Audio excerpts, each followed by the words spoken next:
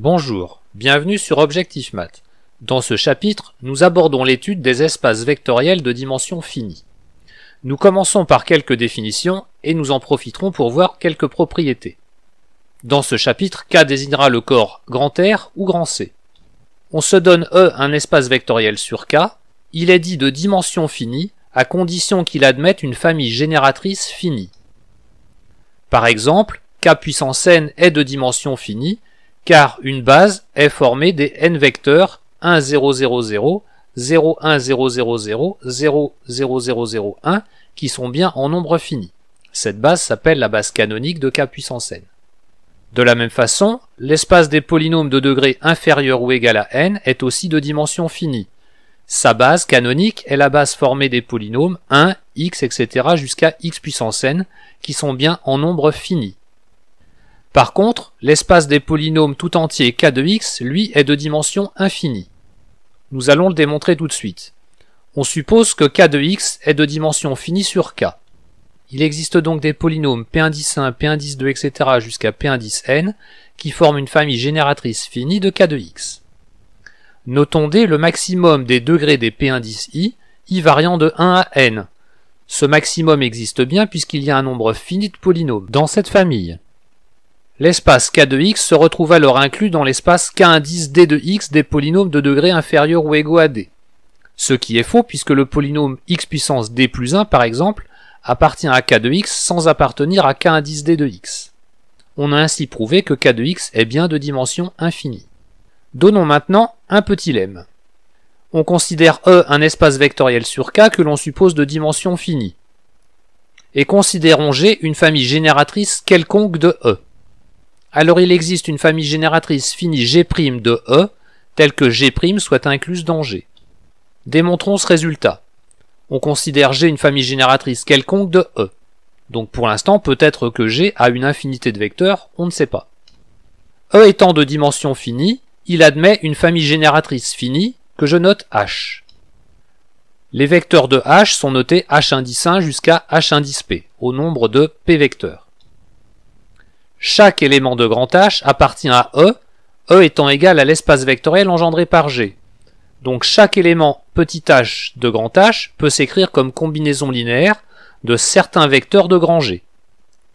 Autrement dit, pour chaque vecteur hi de grand H, il existe des vecteurs gi1, etc., gi indice ni appartenant à grand G, tels que hi appartiennent à l'espace vectoriel engendré par ces vecteurs-là. Notons grand G', la famille de tous les vecteurs petit g ainsi utilisés. G' contient au maximum n1 plus etc. plus np vecteurs. Alors pourquoi est-ce que je dis au maximum n1 plus n2 plus np et pas égal n1 plus n2 plus np? Tout simplement parce que parmi les vecteurs petit g qui apparaissent, il y en a peut-être qui sont répétés. On se retrouve avec G' une partie de E, et donc l'espace vectoriel engendré par G' est inclus dans E. Mais par construction, H est inclus dans l'espace vectoriel engendré par G'. Mais l'espace vectoriel engendré par H est le plus petit espace vectoriel de E contenant H. Donc l'espace vectoriel engendré par H est inclus dans l'espace vectoriel engendré par G'. Sauf que l'espace vectoriel engendré par H est égal à E. On se retrouve donc avec E inclus dans l'espace vectoriel engendré par G'. Autrement dit, on a montré l'égalité, espace vectoriel engendré par G' égale E. Donnons un autre lemme.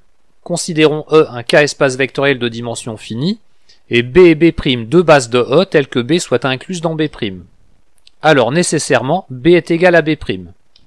Démontrons ce résultat. On considère B et B' deux bases de E telles que B soit incluse dans B'. Et supposons par l'absurde que B' ne soit pas incluse dans B. Il existerait alors un vecteur petit b, élément de grand B' mais qui n'appartiennent pas à grand B. Mais B est une famille génératrice de E. On va donc pouvoir trouver des vecteurs de la famille grand B, B indice 1, etc. jusqu'à B indice K, et des scalaires lambda 1, etc. jusqu'à lambda indice K, tels que B soit égal à lambda 1 fois B1 plus etc. plus lambda K fois BK. On peut même supposer que les vecteurs B indice 1, etc. jusqu'à B indice K sont 2 à 2 distincts, sinon on peut les regrouper.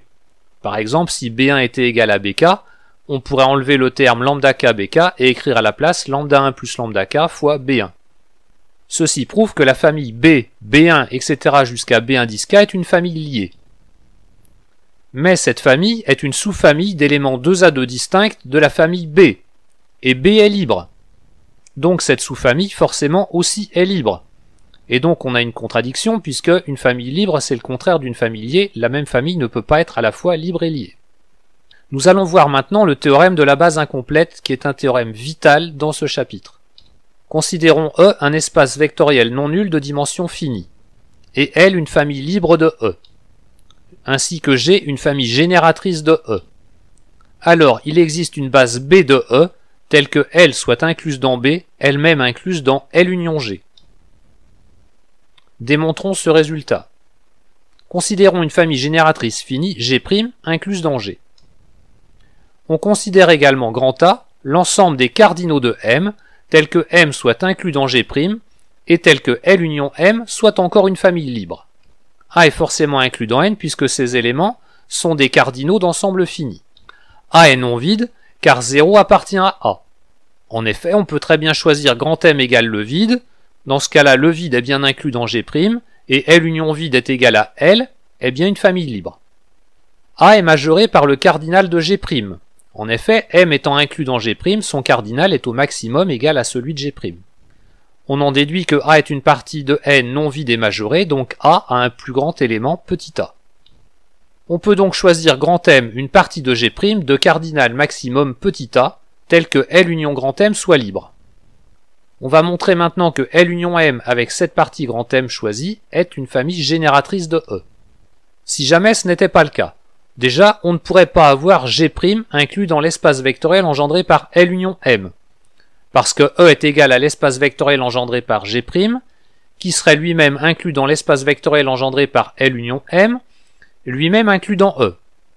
Donc l'espace vectoriel engendré par L union M serait égal à E, ce qui est contraire à ce qu'on vient de supposer.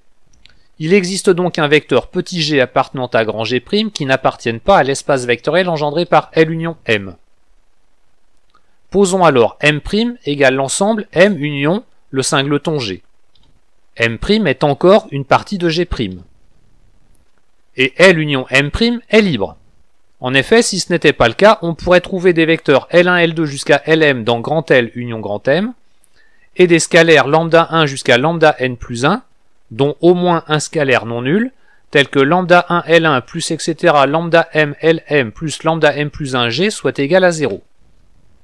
Si lambda m plus 1 était non nul, G appartiendrait à l'espace vectoriel engendré par M union L, ce qui n'est pas vrai. Donc forcément lambda m plus 1 est nul. Il nous reste lambda 1 L1 plus etc. plus lambda m Lm égale à 0. Mais comme L union M est libre, tous ces coefficients sont nuls. Et donc on aboutit à une contradiction puisqu'on avait dit que au moins un des coefficients était non nul. On en déduit donc que le cardinal de M' appartient à A.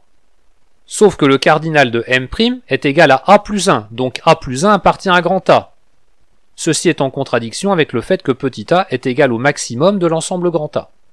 On en déduit finalement que L union M est une base de E, et on a la propriété L inclus dans L union M, qui est inclus dans L union G', lui-même inclus dans L union G.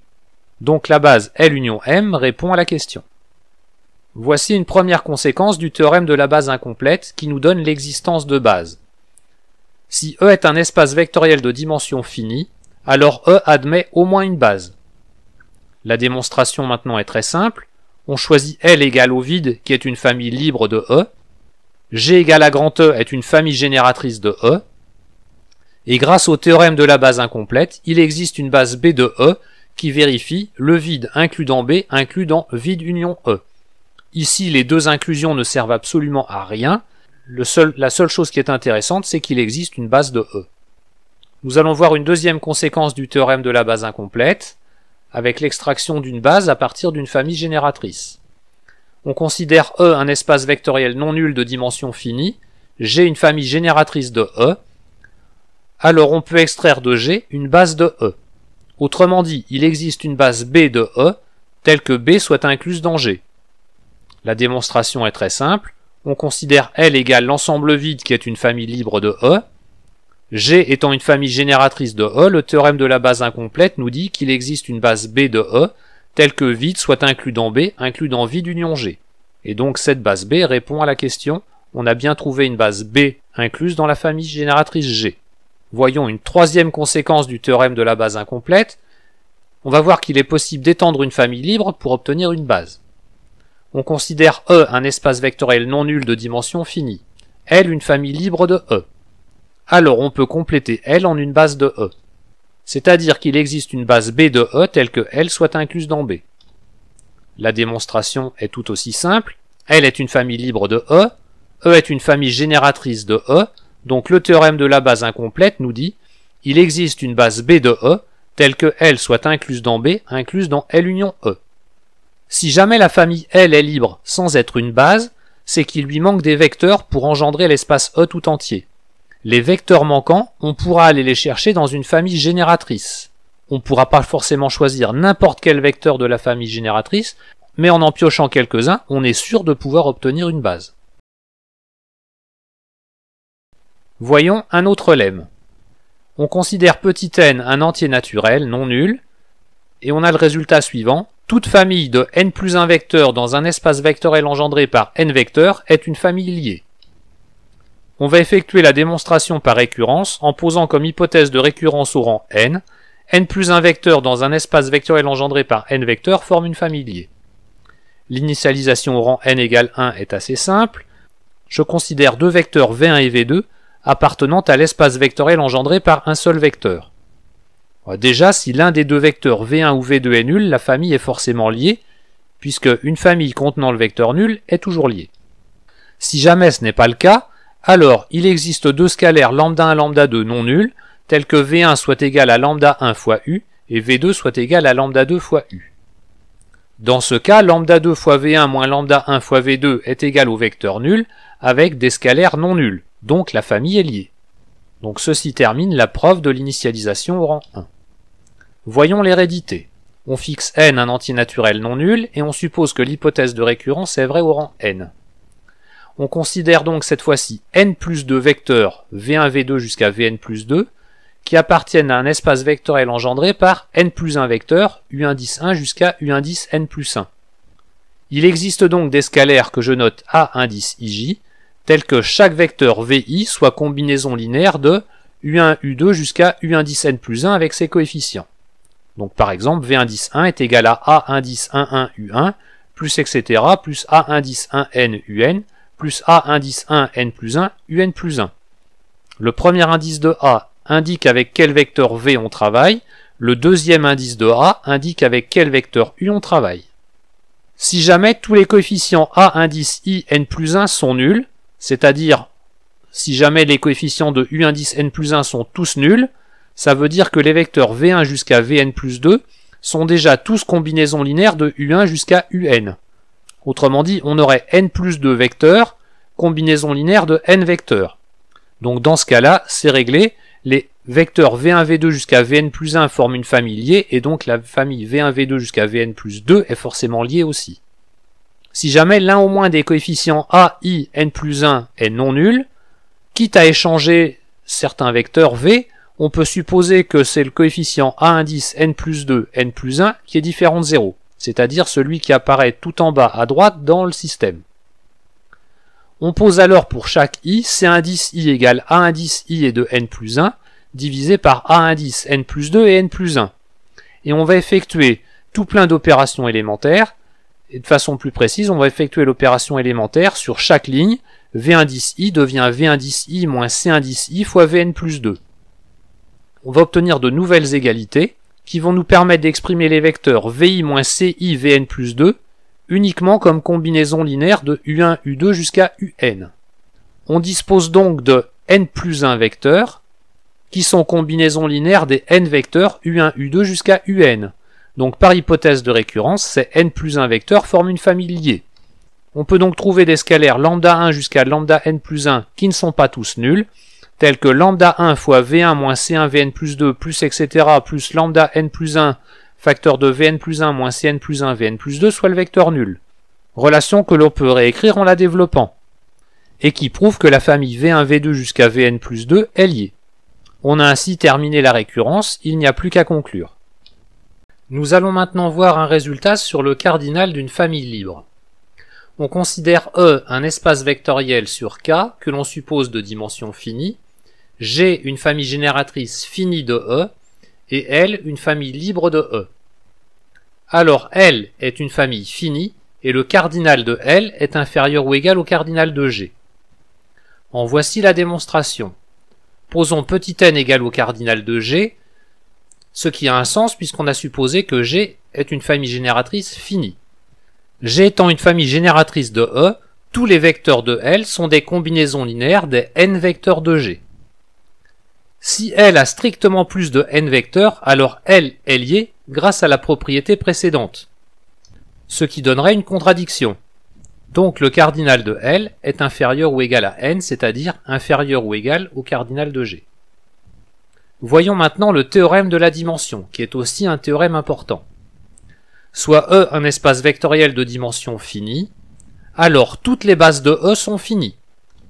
Et en plus, toutes les bases de E ont le même nombre d'éléments. En voici la démonstration. Considérons B une base de E. B est donc une famille libre, donc B a un nombre fini d'éléments. Considérons maintenant B et B' deux bases de E. Le cardinal de B est inférieur ou égal au cardinal de B', car B est libre et B' est génératrice. Mais cardinal de B' est inférieur ou égal au cardinal de B, car B' est libre et B est génératrice. Et donc cardinal de B est égal au cardinal de B'. Nous allons maintenant pouvoir donner la définition de la dimension. Considérons E un espace vectoriel non nul de dimension finie. La dimension de E est le cardinal commun à toutes les bases de E.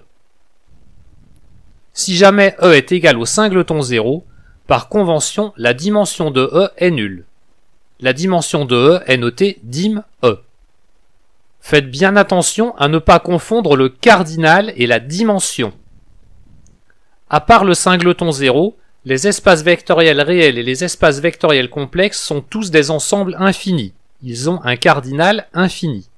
Parmi ces espaces vectoriels, certains ont des bases finies. Ils sont alors de dimension finie. Leurs bases ont un nombre fini d'éléments, mais les espaces eux-mêmes seront des ensembles infinis. Voici quelques exemples d'espaces vectoriels de dimension finie. L'espace K puissance n est un espace vectoriel de dimension finie sur K, et sa dimension est égale à n. En effet, K puissance n admet comme base la base canonique 1, 0, 0, 0, 0, 1, 0, 0, 0 et 0, 0, 0, 1. Cette base canonique admet n vecteurs. En fait, toutes les bases de K puissance n admettent n vecteurs, et K puissance n est de dimension n. Il en va de même pour Kn de x qui est de dimension finie. Par contre, il faudra faire attention, la dimension de K indice n de x est égale à n plus 1. En effet, K indice n de x admet comme base la base canonique 1, x, etc. jusqu'à x puissance n, et cette famille a n plus 1 vecteurs.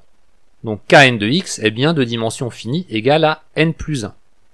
L'espace des matrices de type NP à coefficient dans K est aussi un espace vectoriel de dimension finie sur K, et sa dimension est égale à n fois P. En effet, les matrices EIJ construites en plaçant un seul 1 dans la matrice forment ce qu'on appelle la base canonique de MNP de K, et il y a exactement n fois P matrices de ce type. Donc MNP de K est bien de dimension finie égale à n fois P. Grâce à la dimension, on va maintenant pouvoir définir les droites et les plans. Un espace vectoriel de dimension 1 s'appelle une droite vectorielle, alors qu'un espace vectoriel de dimension 2 s'appelle un plan vectoriel. Une petite remarque, il faudra faire bien attention, si jamais E est un espace vectoriel complexe de dimension n, alors E est aussi un espace vectoriel réel, par contre sa dimension sur R sera égale à 2 fois n. Autre point sur lequel il faudra faire attention, C en tant qu'espace vectoriel complexe a une dimension égale à 1. Autrement dit, il s'agit d'une droite vectorielle. Alors que C considéré comme espace vectoriel réel est de dimension 2. Et donc il s'agit d'un plan vectoriel. Nous allons aborder maintenant des propriétés qui concernent plus particulièrement les bases d'un espace vectoriel de dimension finie. Nous allons voir une condition nécessaire à une famille libre. Considérons E un espace vectoriel de dimension finie n, et L une famille libre de E quelconque. Alors L a au maximum n éléments. Autrement dit, si vous rencontrez une famille dans un espace vectoriel de dimension finie n qui a plus que n éléments, vous êtes sûr que c'est une famille liée. Et en plus, lorsque L est une famille libre de E, L est une base de E si et seulement si le cardinal de L est égal à n. En voici la démonstration. Considérons E un espace vectoriel de dimension finie n, et L une famille libre de E. Considérons B une base de E. On sait qu'il en existe puisque E est un espace vectoriel de dimension finie. La famille B est finie et son cardinal est égal à la dimension de E, c'est-à-dire égal à n. Mais B étant une base de E, c'est aussi une famille génératrice de E. Donc le cardinal de L est inférieur ou égal au cardinal de B qui vaut n. Donc le cardinal de L est inférieur ou égal à n. Nous allons voir le cas d'égalité. Considérons L une famille libre de E. Si jamais L est une base de E, alors comme toutes les bases de E, le cardinal de L est égal à n. Voyons la réciproque. Supposons que cardinal de L soit égal à n. D'après le théorème de la base incomplète, il existe B une base de E telle que L soit incluse dans B. Mais B étant une base de E, B est aussi fini et son cardinal est aussi égal à la dimension de E, c'est-à-dire égal à n. Donc L et B sont deux ensembles finis de même cardinal. Donc L égale B. Et donc, puisque L est égal à une base, c'est que L est une base. Il faudra faire attention que la condition cardinal de L inférieure ou égale à n n'est pas suffisante pour que la famille L soit libre. En effet, regardons la famille L formée des deux vecteurs 1, 2, 3 et 2, 4, 6. Cette famille est une famille de R3, dimension de R3 est égale à 3, et le cardinal de L est égal à 2, mais L n'est pas libre. En effet, le deuxième vecteur est égal à 2 fois le premier. Voyons maintenant une condition nécessaire à une famille génératrice. On considère E un espace vectoriel de dimension finie n, et G une famille génératrice de E. Alors G a au moins n éléments. Et G est une base de E si et seulement si cardinal de G est égal à n. En voici la démonstration. On considère E un espace vectoriel de dimension finie n et G une famille génératrice de E. D'après le théorème de la base incomplète, il existe une base B de E telle que B soit incluse dans G. Mais B est fini et cardinal de B est égal à n. Donc ça prouve bien que G a au moins n éléments. Il y a deux possibilités, soit G a une infinité d'éléments, soit G est un ensemble fini, mais dans ce cas-là, son cardinal sera quand même plus grand que n. Nous allons voir maintenant le cas d'égalité. On considère G une famille génératrice de E. Si jamais G est une base de E, alors comme toutes les bases de E, cardinal de G est égal à la dimension de E, c'est-à-dire égal à n. Voyons la réciproque. Supposons que le cardinal de G soit égal à n. D'après le théorème de la base incomplète, il existe B une base de E telle que B soit incluse dans G. G et B sont deux ensembles finis de même cardinal n. Donc G égale B, et donc G est une base de E. Il faudra faire attention aussi que la condition cardinal de G supérieure ou égale à n n'est pas suffisante pour que G soit une famille génératrice. Prenons par exemple la famille G égale à 1, 2, 3, 1, 1, 1, 3, 2, 1. G est une famille de R3, et dimension de R3 est égale à 3. Le cardinal de G est bien supérieur ou égal à 3. Par contre, G n'est pas génératrice de R3. En fait, en regardant bien, on s'aperçoit que la famille G est liée, et donc ça veut dire que quand on calcule l'espace vectoriel engendré par G, on pourra supprimer un des vecteurs. Nous n'aurons donc plus que deux vecteurs, et ça ne suffira jamais pour obtenir une base de R3. Voyons quelques exemples d'espaces vectoriels de dimension infinie. L'espace des suites à coefficient dans K est de dimension infinie, tout comme l'ensemble des fonctions définies de R dans R. Pour la démonstration, l'idée est de construire des familles libres qui contiennent un nombre aussi grand que l'on veut d'éléments. Je vous propose de les traiter dans les exercices numéros 4 et 5.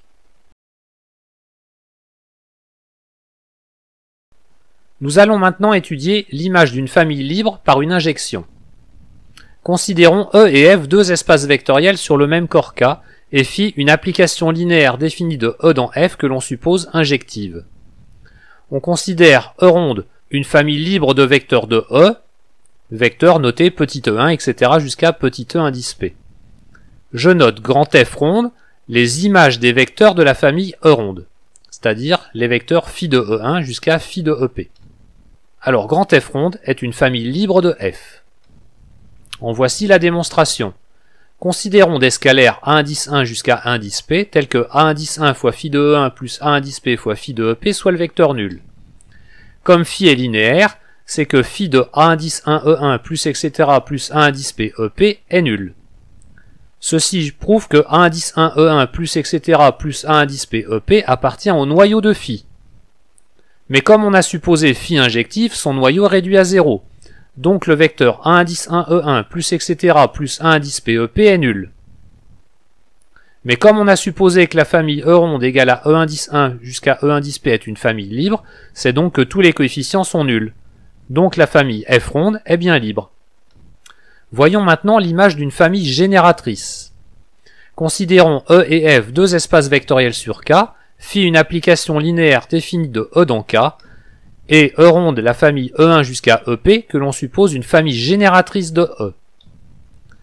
On appelle F ronde son image, c'est-à-dire la famille formée des vecteurs phi de E1 jusqu'à phi de EP. Alors l'image de phi est égale à l'espace vectoriel engendré par la famille F ronde.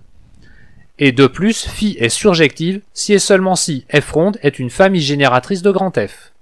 En voici la démonstration. L'image de phi, par définition, c'est l'ensemble des phi de x lorsque x appartient à E. Mais comme on a supposé que la famille petit e1 jusqu'à petit ep est une famille génératrice de grand E, on peut réécrire l'image de phi comme l'ensemble des phi de A indice 1 E1 plus etc. plus A indice P EP, tel que A indice 1 jusqu'à A indice P varie dans K. Grâce à la linéarité de phi, l'image de phi est égale à l'ensemble des A indice 1 fois phi de E1 plus etc. plus A indice P fois phi de EP, avec les 1 AP variant dans K.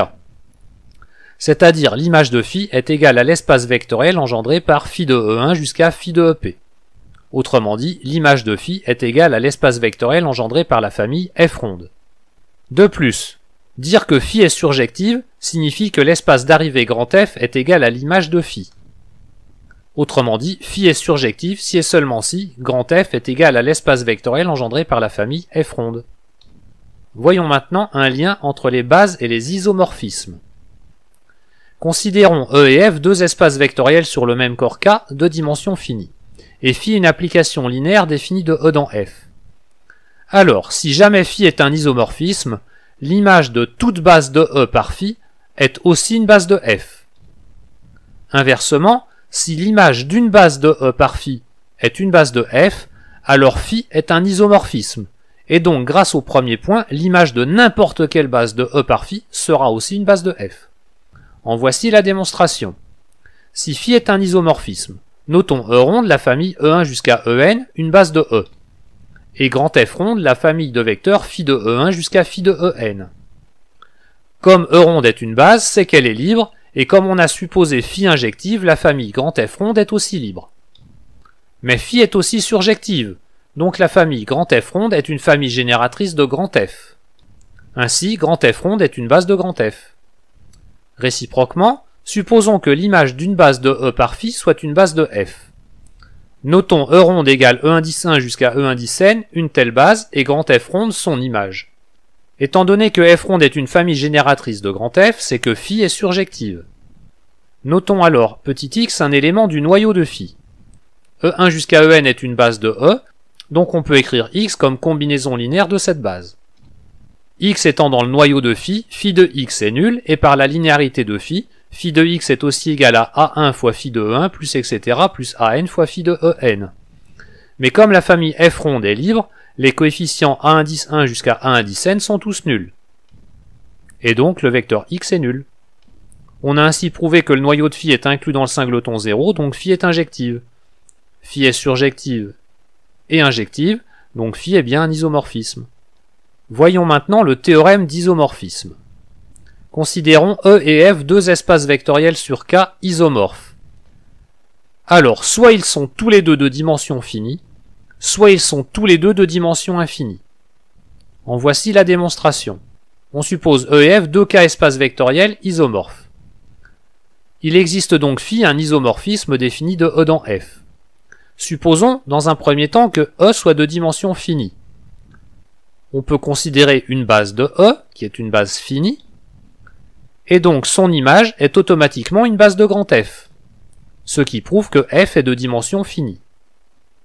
Si jamais cette F qui est de dimension finie, on peut faire exactement le même raisonnement en travaillant avec la fonction réciproque φ-1, qui est aussi un isomorphisme, mais cette fois-ci de F dans E.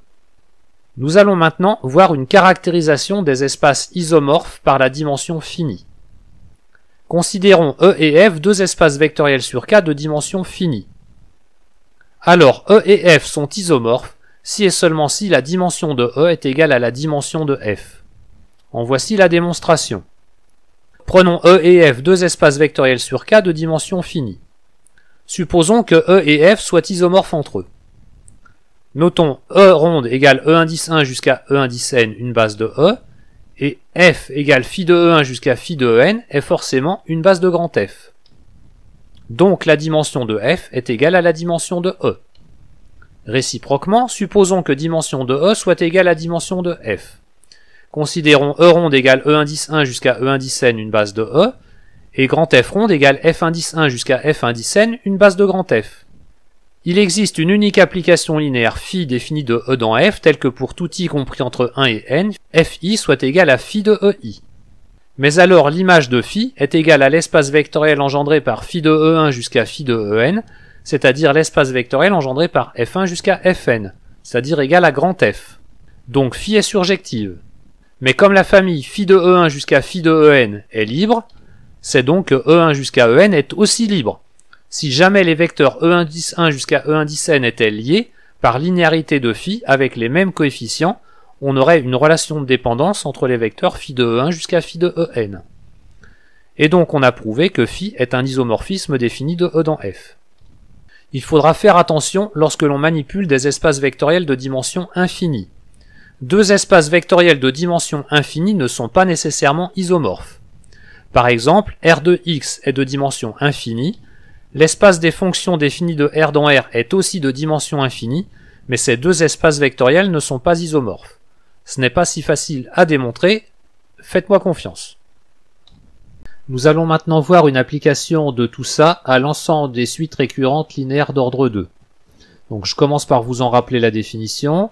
On considère A et B deux scalaires fixés. Les suites récurrentes linéaires d'ordre 2 de coefficients A et B sont les suites U, à coefficient dans K, qui vérifie pour tout n entier naturel, U indice n plus 2 égale à A fois U indice n plus 1 plus B fois UN. On va montrer que l'ensemble des suites récurrentes linéaires d'ordre 2 de paramètres A et B est un sous-espace vectoriel de S de K et qu'en plus il est de dimension 2. Donc la première chose à faire, c'est de vérifier que c'est un sous-espace vectoriel de S de K. Donc d'après sa définition, SRL2 de AB est bien inclus dans S de K.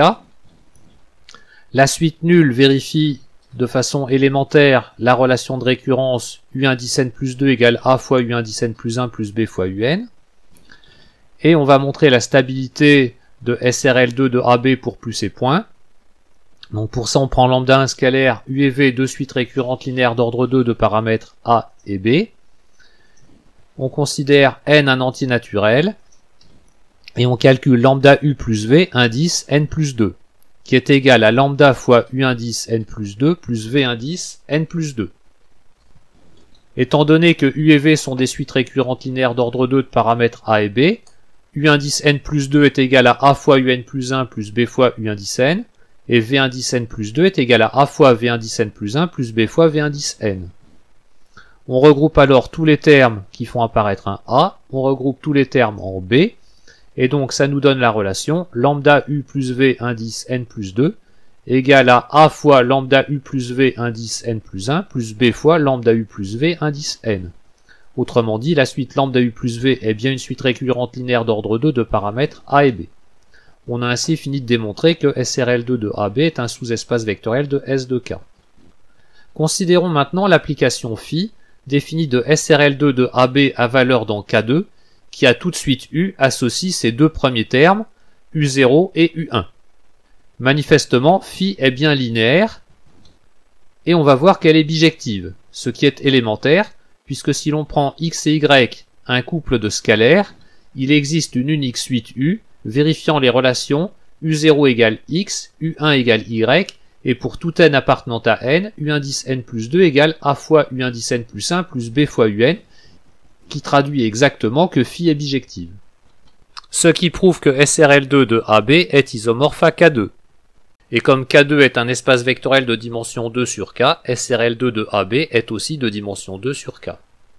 Nous avons vu dans le chapitre sur les suites les expressions des suites récurrentes linéaires d'ordre 2. Mais on avait admis les résultats. Ici, on va les démontrer.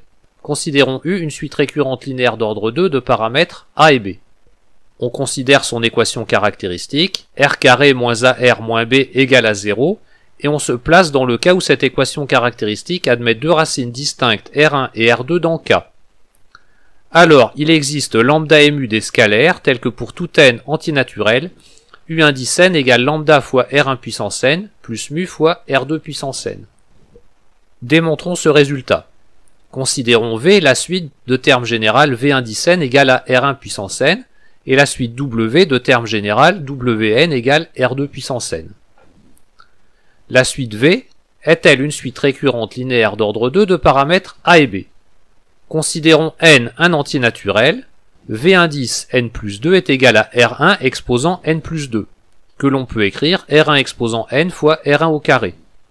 Mais comme R1 est une solution de l'équation caractéristique, R1 au carré est égal à A fois R1 plus B. On se retrouve donc avec V indice n plus 2 égale à A fois R1 exposant n plus 1 plus B fois R1 exposant n, c'est-à-dire égal à A fois V indice n plus 1 plus B fois V indice n. Et donc on a bien prouvé que V est une suite récurrente linéaire d'ordre 2 de paramètres A et B. Ce qu'on vient de faire pour V est également valable pour W. Nous allons maintenant voir si la famille VW est une famille libre. Pour ceci, je considère lambda mu deux scalaires, et je suppose que la suite lambda V fois mu W est la suite nulle. En regardant le premier terme, pour n égale à 0, on obtient la relation lambda plus mu égale à 0. Et pour n égale 1, on obtient la relation lambda fois R1 plus mu fois R2 égale à 0, ce qui nous fait un petit système de deux équations à deux inconnues lambda et mu, que l'on résout sans difficulté, et comme R1 est différent de R2, on obtient lambda égale mu égale à 0. Ce qui prouve que les deux suites VW forment une famille libre dans SRL2 de AB. Mais comme SRL2 de AB est de dimension finie égale à 2, et que VW est une famille libre de deux vecteurs dans cet espace, VW est une base de SRL2 de AB. Autrement dit, toute suite de SRL2 de AB peut s'écrire comme combinaison linéaire de V et W, et ceci termine la démonstration. Dans le deuxième cas, on suppose que l'équation caractéristique admet une racine double R1 dans K. Alors il existe lambda et mu des scalaires tels que pour tout n entier naturel, U indice n égale lambda plus n fois mu fois R1 exposant n.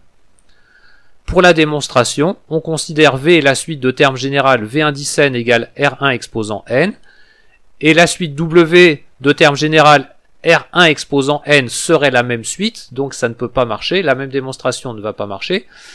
À la place, on considère la suite W de terme général n fois R1 puissance n. Et on suit exactement les mêmes étapes que dans le premier cas, je ne refais pas toute la démonstration. Dans le troisième cas, on suppose que l'équation caractéristique admet deux racines complexes conjuguées en supposant que A et B soient des réels. En posant petit r égale ρ fois exponentielle iθ l'une des racines complexes, sa conjuguée est la deuxième racine, alors il existe lambda mu des réels tels que pour tout n dans grand N, U indice n égale ρ puissance n facteur de lambda cosinus nθ plus mu fois sinus de nθ. La démonstration est similaire aux deux premières, en considérant cette fois-ci V la suite de termes général ρ puissance n fois cosinus de nθ et la suite W de terme général ρ puissance n fois sinus de nθ. Nous allons voir maintenant l'espace produit. Nous avons déjà vu que si E et F sont deux espaces vectoriels sur K, alors E croix F est un espace vectoriel sur K. Il se trouve que si E et F sont deux espaces vectoriels de dimension finie sur K, alors E croix F est aussi un espace vectoriel de dimension finie sur K, et la dimension de E croix F est égale à la dimension de E plus la dimension de F. En voici la démonstration. Considérons E1 jusqu'à En une base de E et F1 jusqu'à Fp une base de F. Si on prend un vecteur quelconque xy appartenant à E croix F, x appartenant à E peut se décomposer dans la base de E que l'on vient de choisir. Pareil pour y qui appartient à F, on peut le décomposer dans la base F1 Fp de grand F que l'on vient de choisir. Le couple xy peut alors s'écrire somme pour i variant de 1 à n des ai fois le couple ei0 plus la somme pour j variant de 1 à p des bj fois les couples 0 fj. Ce qui prouve que E croix F est inclus dans l'espace vectoriel engendré par les vecteurs E1 0 etc. En 0, 0 F1 etc. 0 Fp. L'autre inclusion est évidente, et donc la famille E1 0 jusqu'à En 0, 0 F1 jusqu'à 0 Fp forme une famille génératrice de E croix F. Il nous reste à montrer que cette famille est une base de E croix F. Pour cela, on considère des scalaires lambda 1 jusqu'à lambda indice n plus p, tels que la combinaison linéaire lambda 1 fois E1 0 plus etc. plus lambda n plus p fois 0 fp soit égal au vecteur nul de E croix F. En redéveloppant toute cette expression, on obtient lambda 1 E1 plus etc. plus lambda n En, virgule lambda n plus 1 F1 plus etc. jusqu'en lambda n plus p Fp égale au 0, le 0 de E croix F. Donc chacun des deux vecteurs est nul. Lambda 1 E1 plus etc. plus lambda nen est égal à 0, le 0 de E, et lambda n plus 1 F1 plus etc. plus lambda n plus p Fp est égal à 0, le 0 de F. Comme les deux familles petit e et petit f sont des bases respectives de E et de F, elles sont libres et donc tous les coefficients sont nuls, ce qui termine la démonstration. Autrement dit, la famille formée des couples E1 0 jusqu'à En 0 et 0 F1 jusqu'à 0 Fp est une base de E croix F, et donc pour avoir la dimension de E croix F, il suffit de compter le nombre des vecteurs de cette famille, il y en a n plus p. Nous allons maintenant définir les composantes des vecteurs. Considérons maintenant E un espace vectoriel de dimension finie égal à petit n, et considérons E1 jusqu'à E indice n une base de E fixée. On considère également dans E certains vecteurs, x1, x2 jusqu'à xk. Chaque vecteur xj a des composantes dans la base petit e. Par définition, la matrice des composantes de la famille x1, x2 jusqu'à xk dans la base petit e est la matrice construite en plaçant en colonne les composantes de chaque vecteur dans la matrice. La première colonne de x est formée des composantes de x1, la deuxième colonne de x est formée des composantes de x2, etc. Autrement dit, la matrice x des composantes de x1, xk dans la base E a autant de colonnes qu'il y a de vecteurs dans la famille x1, xk, il y a k colonnes, et x a autant de lignes que la dimension de l'espace E, donc ici n. Donc retenez bien, les composantes de chaque vecteur sont écrites en colonnes, et si jamais la famille est formée d'un seul vecteur, la matrice X sera une matrice colonne.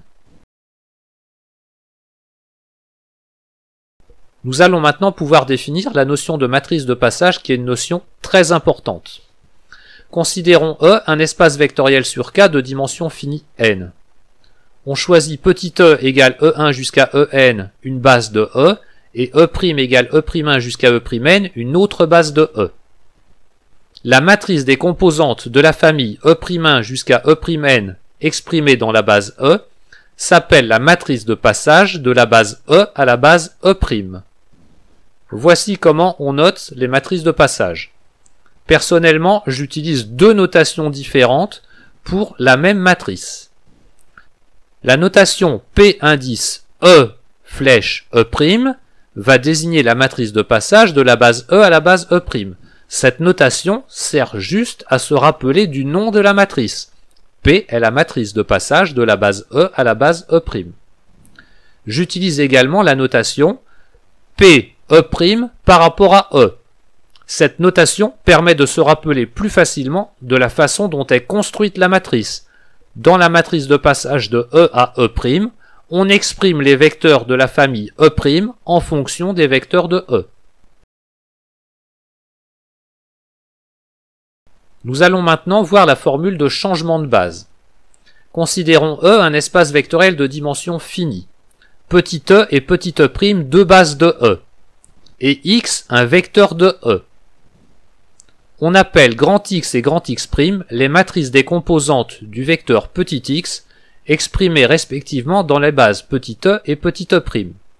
On note également P, la matrice de passage de la base E à la base E'. Alors, on a la relation x égale à Px'. N'apprenez surtout pas la conclusion sans les hypothèses. La conclusion sans les hypothèses ne vous servira strictement à rien. Alors voici un petit truc mnémotechnique pour se rappeler de la formule. Donc j'ai réécrit la formule x égale Px', et pour passer de x à x', j'ai indiqué une flèche, et la matrice P se retrouve en dessous. P c'est la matrice de passage de la base dans laquelle j'ai exprimé x à la base dans laquelle j'ai exprimé x'. P est la matrice de passage de E à E'. Faites bien attention de ne pas écrire x' égale P fois x par exemple, ça fait partie des erreurs possibles. Si jamais vous écrivez x' égale P fois x, P devra être la matrice de passage de la base E' à la base E. En voici la démonstration. Petit x est égal à la somme pour j variant de 1 à n des x indice j fois EJ, puisque grand X est la matrice des composantes de petit x dans la base E. Même chose, le même vecteur petit x a comme matrice de composantes grand X' dans la base E'. Ceci veut dire que petit x est égal à la somme pour j variant de 1 à n des x'j fois E'j. Mais chaque vecteur E'j est exprimé par la matrice de passage dans la base E. Les composantes de E'j dans la base E sont données par la jème colonne de P. Autrement dit, E'j est égal à la somme pour i variant de 1 à n des pij fois ei. En reportant cette expression de E'j dans l'expression de x, on obtient x égale somme pour j variant de 1 à n de la somme pour i variant de 1 à n des x'j fois pij fois ei. On peut permuter sans problème les deux signes somme. X égale somme pour i variant de 1 à n de la somme pour j variant de 1 à n des x'j fois pij fois ei. Ei ne dépendant pas de j, on peut le mettre en facteur. Nous nous retrouvons avec deux expressions de petit x exprimées dans la même base petit e, et donc on peut identifier les coefficients, et donc pour tout i compris entre 1 et n, grand X indice i est égal à la somme pour j variant de 1 à n des x'j fois pij, que l'on peut écrire somme pour j variant de 1 à n des pij fois x'j, qui est exactement ce qu'on obtient quand on calcule la matrice P fois x'. Donc grand X est égal à P fois x'.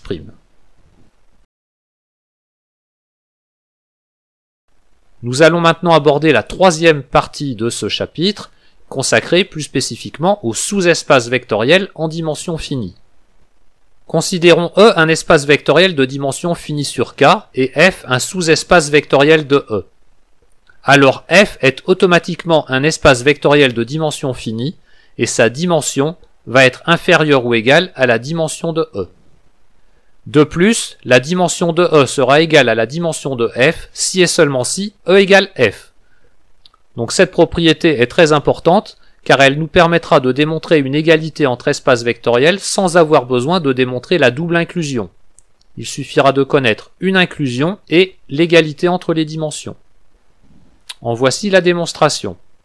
Dans une première étape, on va montrer que toutes les familles libres de F sont finies et qu'elles ont un cardinal inférieur ou égal à la dimension de E. Donc j'appelle petit n la dimension de E et je considère grand L une famille libre de grand F. Comme F est inclus dans E, L est aussi une famille libre de E. On a vu un résultat qui nous dit qu'une famille libre de E est forcément finie et que son cardinal est inférieur ou égal à la dimension de E.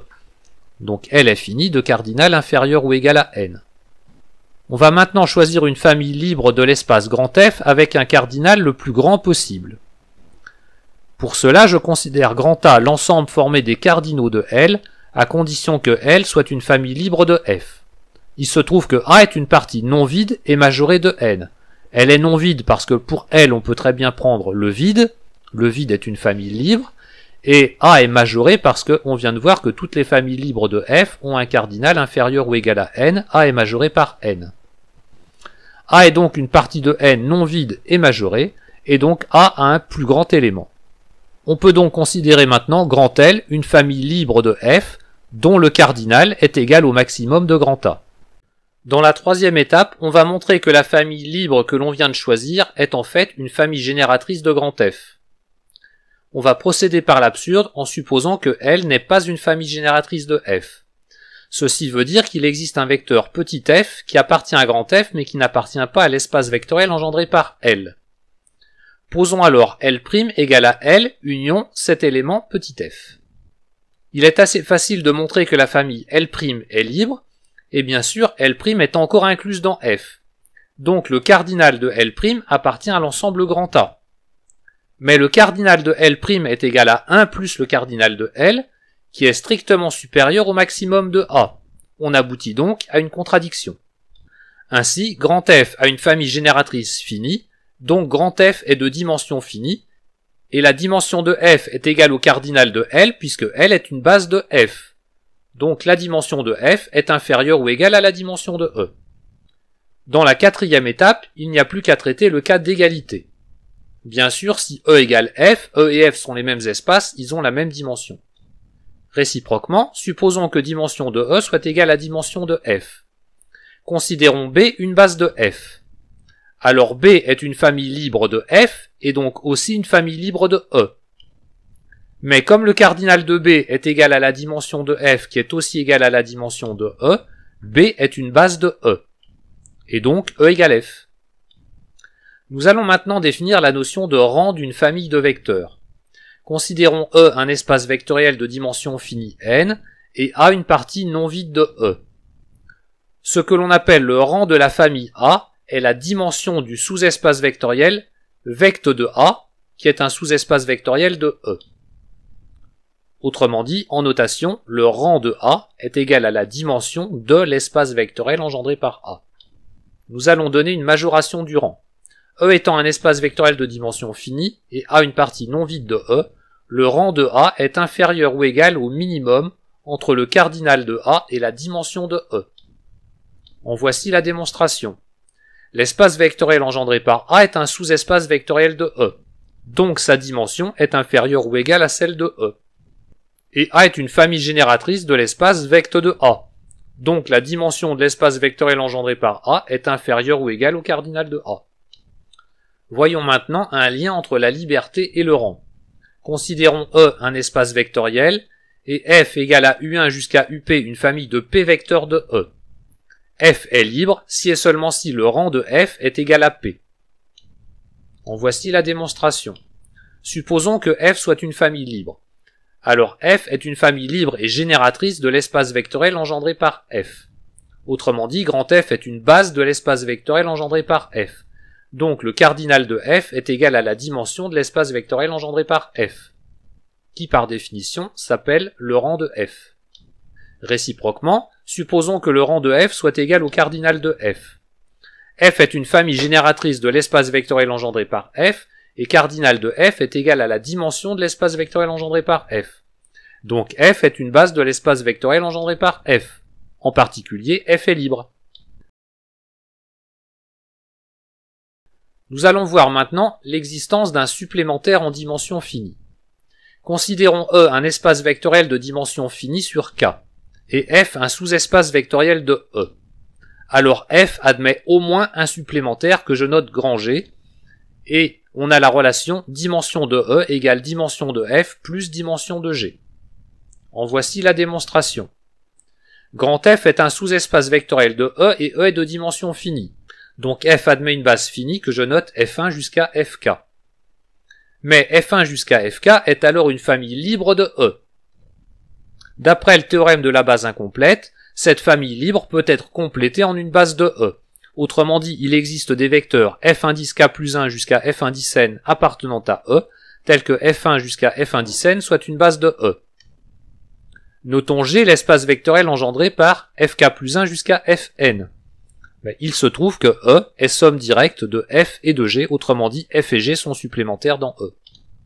La dimension de G est égale au nombre de vecteurs dans la famille Fk plus 1 jusqu'à Fn. Autrement dit, la dimension de G est égale à n moins k, donc c'est-à-dire égale à la dimension de E moins la dimension de F.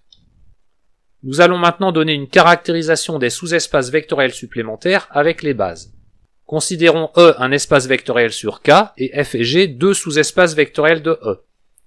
Prenons F1 jusqu'à Fk une base de F et G1 jusqu'à G1 R une base de G. Alors la famille F1 Fk G1 Gr est une base de E si et seulement si F et G sont supplémentaires dans E. En voici la démonstration. Supposons que cette famille F1 Fk G1 Gr soit une base de E. Nous allons voir que E est égal à F plus G. En effet, soit X appartenant à E, on va pouvoir décomposer X dans la base de E. Il existe des scalaires lambda 1 jusqu'à lambda indice R plus K, tels que X soit égal à lambda 1 F1 plus etc. jusqu'à lambda K plus R Gr. Posons petit f égale à lambda 1 f1 plus etc. jusqu'à lambda k fk et petit g égale à lambda k plus 1 g1 plus etc. jusqu'à plus lambda indice k plus r gr.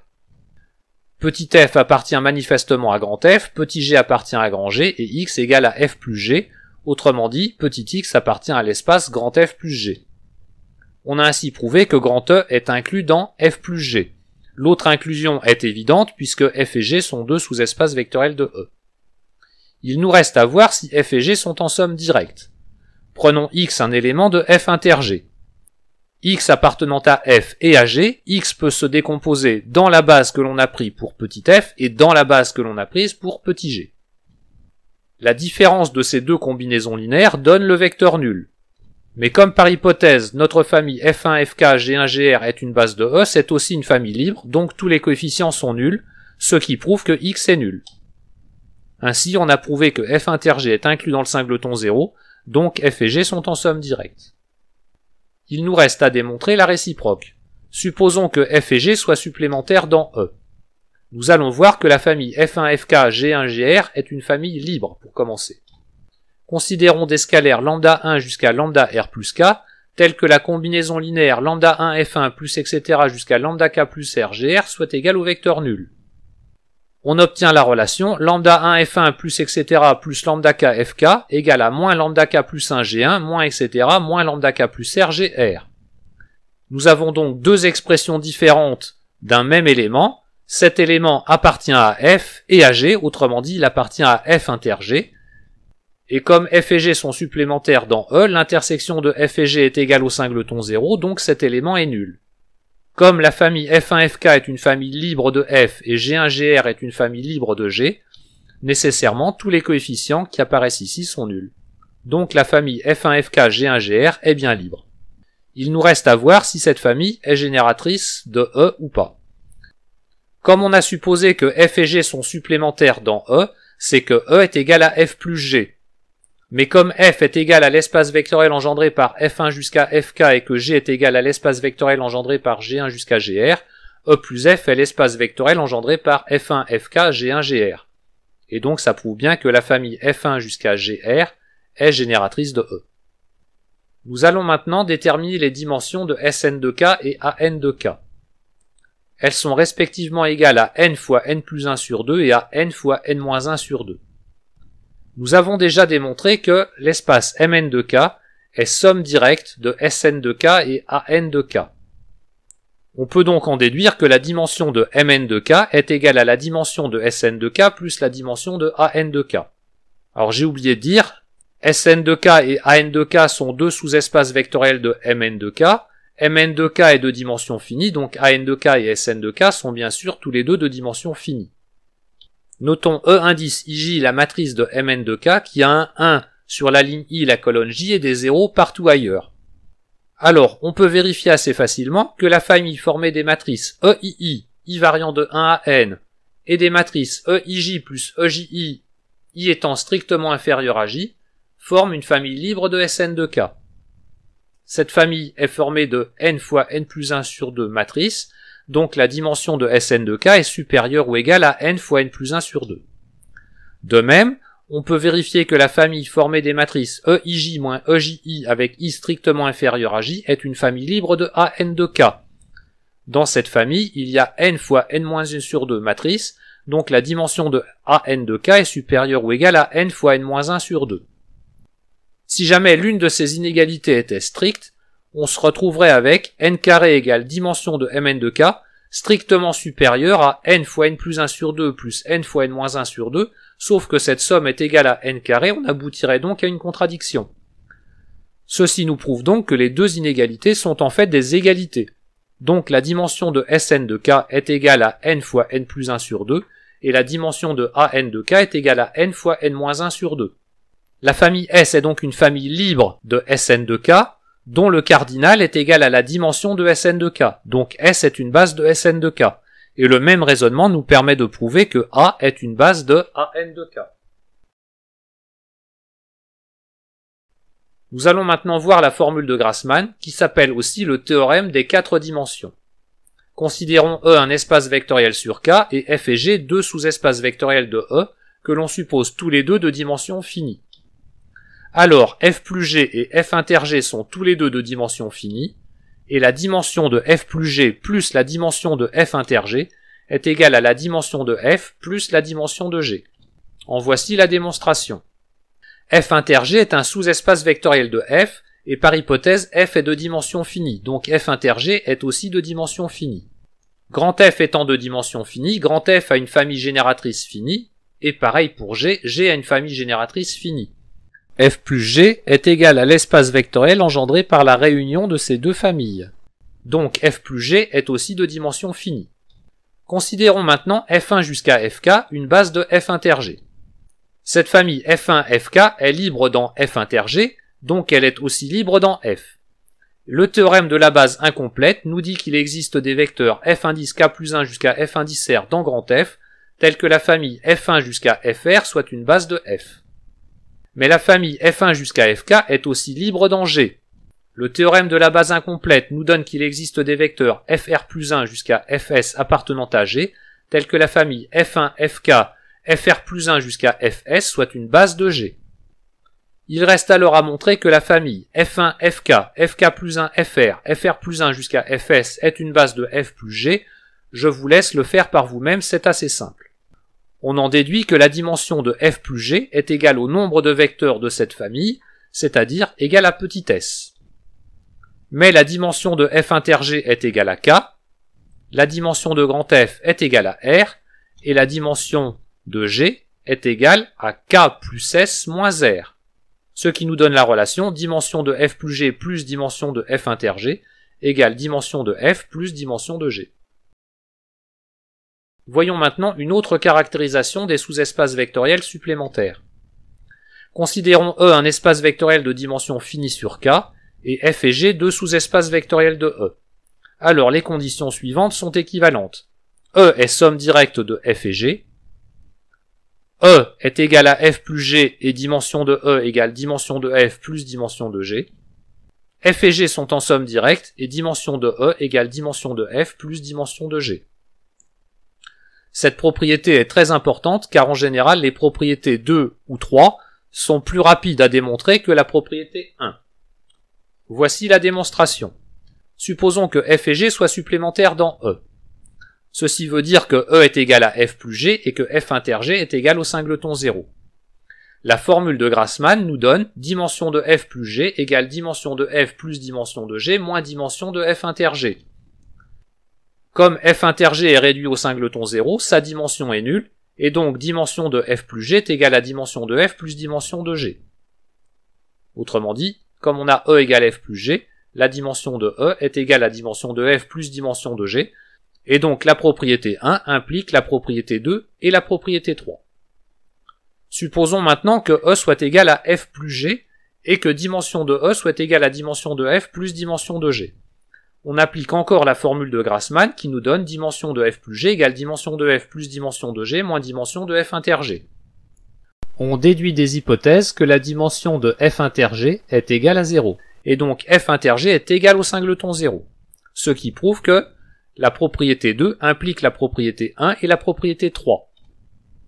Si maintenant F inter G est égal au singleton 0 et que dimension de E est égale à dimension de F plus dimension de G, on applique encore une fois la formule de Grassmann, Et cette fois-ci, on en déduit que dimension de f plus g égale dimension de E.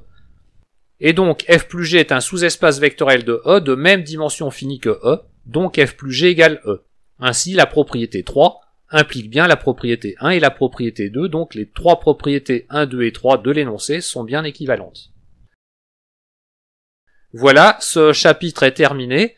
J'espère que cette vidéo n'a pas été trop difficile à suivre. Elle a été faite un petit peu dans l'urgence à cause du coronavirus. Donc je vous prie de m'excuser s'il y a des points qui ne sont pas très clairs.